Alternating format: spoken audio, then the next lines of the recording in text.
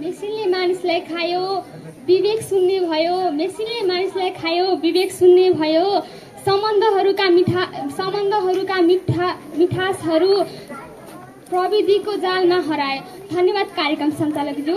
यहाँ यस गरिमामय सभाका सभापति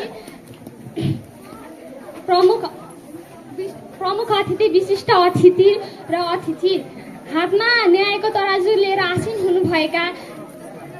हुनुभएका गुरुवर्ग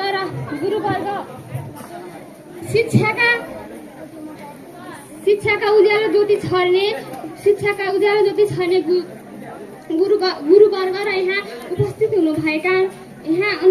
हुनुभएका मेरा प्यारा भाइ बहिनीहरू र मेरा दुःख सुखमा साथ दिने मेरा सहपाठी मित्र म कक्षा 10 की छात्रा अध्ययन छात्रा कक्षा 10 मा अध्ययन छात्रा सहाय ढकालबाट न्यानो अभियान स्वीकार्नुहोस्।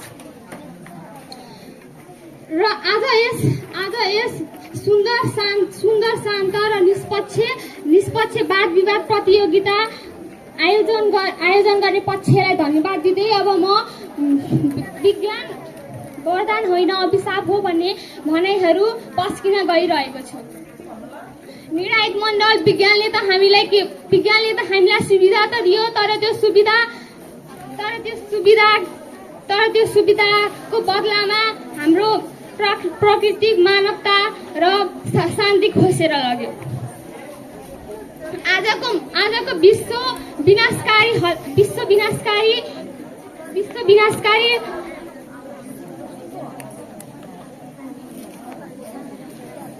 निर्माण बमको घेरामा छ। निर्णायक मण्डल के यो विज्ञान वरदान हो? एउटै बटमको भरमा करोडौँको ज्यान लिने प्रवृत्तिले मानव सभ्यतालाई कुन दिशातिर लैजाँदैछ? यति मात्र होइन निर्णायक मण्डलज्यू, आज विज्ञानकै कारणले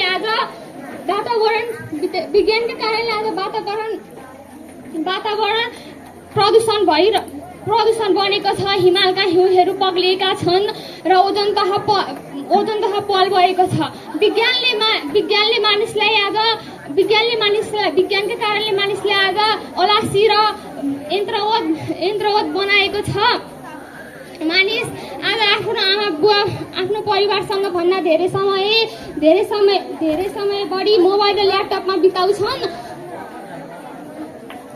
बिताउँछन् जसले गर्दा हाम्रो सामाजिक भावनात्मकहरू टुट्दै गएको छ।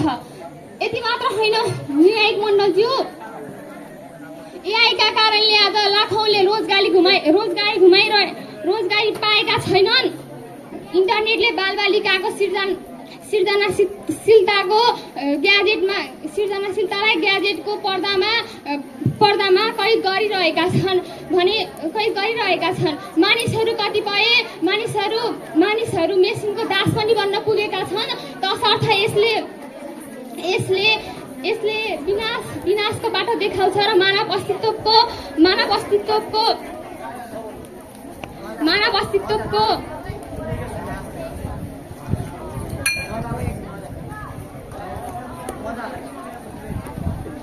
आउनुहोस् निर्णायक मण्डल, अब विज्ञान विनाशले पारेका नकारात्मक पक्षतिर जाउँ। प्राकृतिक असर वन जङ्गलको विनाश र दुर्लभका कारणले जीव जन्तुको विनाश लोप हुँदै गएको छ। साइबर अपराध इन्टरनेटको दुरुपयोगले गर्दाखेरि चोरी ठगी व्यक्तिगत